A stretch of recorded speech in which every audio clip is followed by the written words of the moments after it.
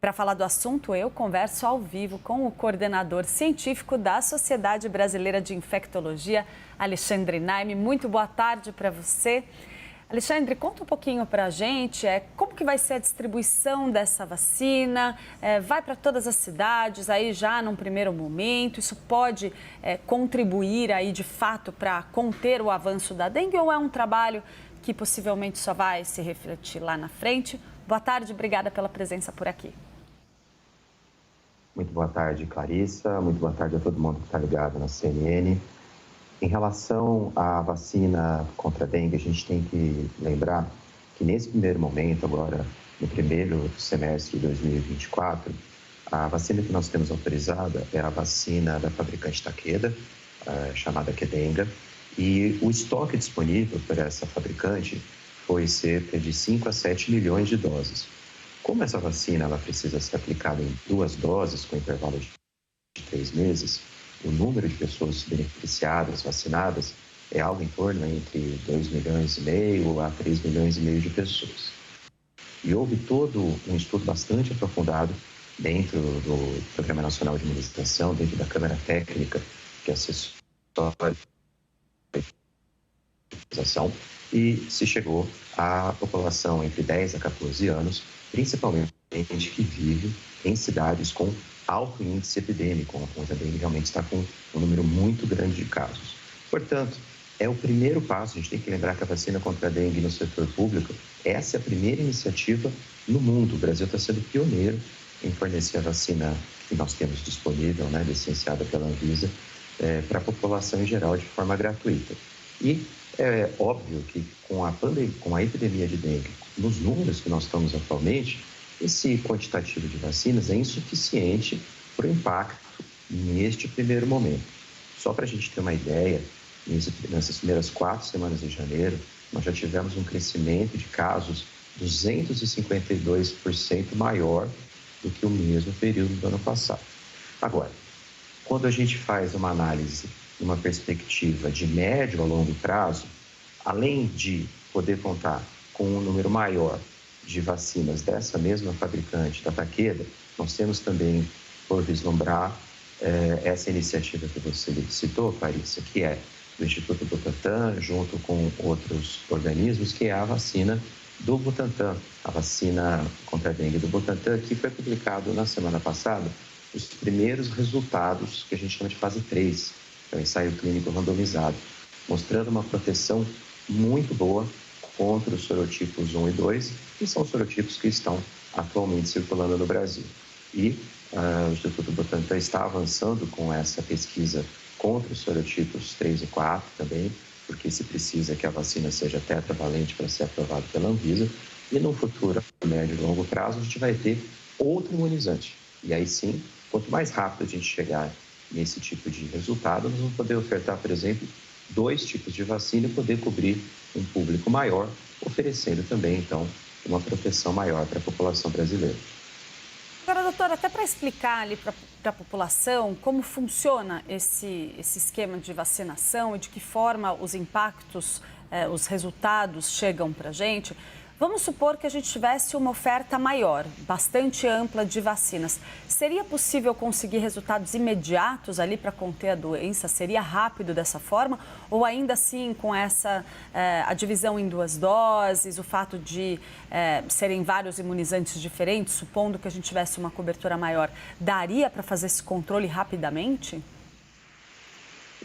Levando em consideração um primeiro cenário, em que nós tivéssemos um estoque ilimitado da vacina Qdenga, que é da Takeda, a empresa japonesa. Ela precisa de um intervalo de dose de 3 meses, entre a primeira e a segunda. Com a primeira dose, a gente já tem algum resultado de eficácia preliminar, e com a segunda dose, um resultado muito importante, que se traduz em 70% menos casos de dengue, casos sintomáticos, e 80% a 90% de diminuição na hospitalização e óbito. Se nós tivéssemos um estoque muito grande e tempo para vacinar antes dessa temporada que está acontecendo, sim, nós teríamos um impacto já objetivo em termos dessa epidemia que está acontecendo. A vacina do Butantan tem como vantagem se ela mostrar, como a gente espera, resultados também contra o sorotipo 3 e 4, a vantagem de ser uma dose só. Então, isso realmente leva um resultado de eficácia muito mais rápido.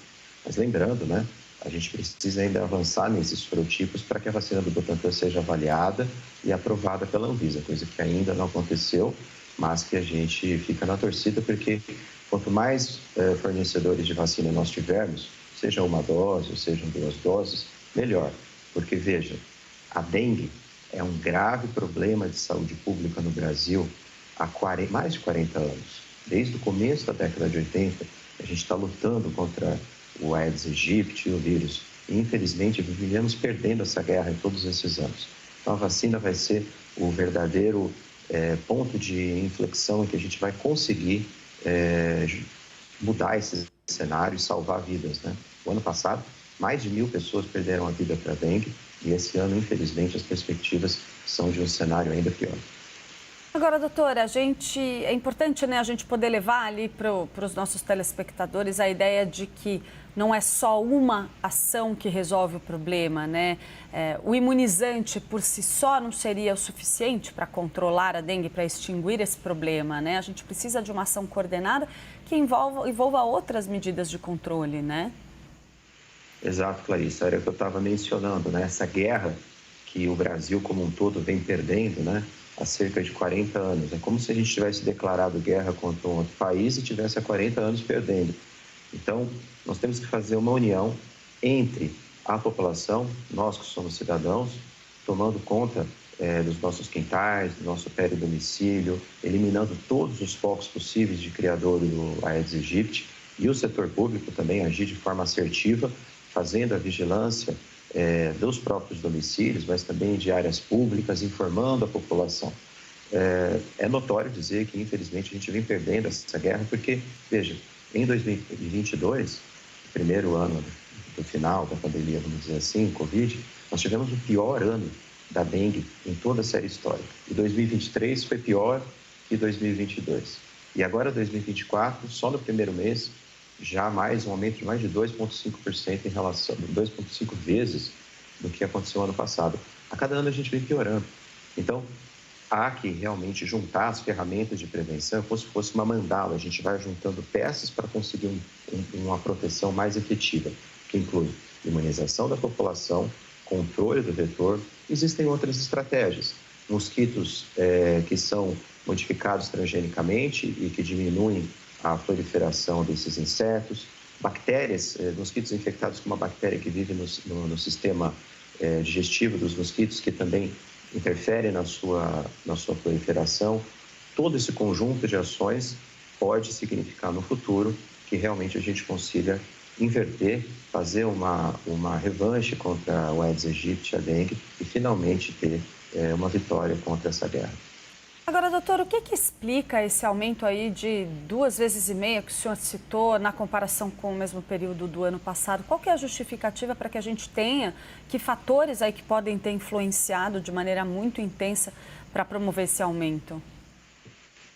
Esses dados que eu citei são de uma coordenação da Fiocruz, chamada Infodengue, junto com o Ministério da Saúde, e é muito importante que esses dados epidemiológicos surjam, né?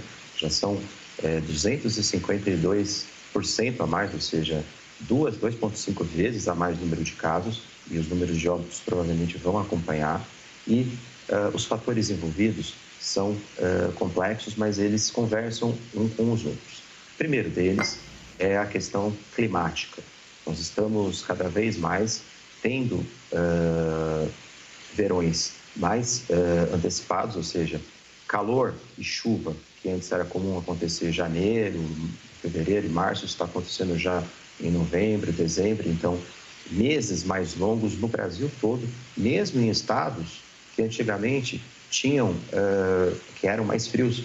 Exemplo disso é Santa Catarina e Rio Grande do Sul, em que dengue nunca foi, falando de 5, 7 anos atrás, um grande problema de saúde pública, que agora é justamente locais onde você não tinha tanto calor, não tinha tanta pluviosidade ou verões tão longos. Então, as alterações climáticas, principalmente aquecimento global e maior pluviosidade, explicam porque o mosquito, o que ele mais gosta é água parada e calor. É isso que ele precisa para se reproduzir. Mas o Egito está ganhando fronteiras, está entrando em territórios onde ele não era tão frequente quanto antigamente. Um segundo ponto é a questão de circulação dos sorotipos. Nos anos pandêmicos da Covid, 2020, 2021, principalmente, circulou muito pouco o sorotipo 1 e 2, porque já havia tido grandes epidemias, principalmente 18 e 19, então as pessoas acabaram ficando imunes. E depois desse período pandêmico, o sorotipo 1 e 2 voltou com força, mais notadamente o 1, e agora, no meio do segundo semestre do ano passado, 2023, e agora no começo de 2024, o sorotipo 2. Então, a gente está tendo muitas infecções de pessoas que ainda não tinham contato com esses sorotipos. Isso é um perigo, porque a cada vez que você tem contato com um sorotipo novo, né? Lembrando, o sorotipo, a dengue tem 4 sorotipos, 1, 2, 3 e 4. E quando a gente tem um episódio, por exemplo, se eu tiver uma dengue agora para o sorotipo 2, eu fico imune somente.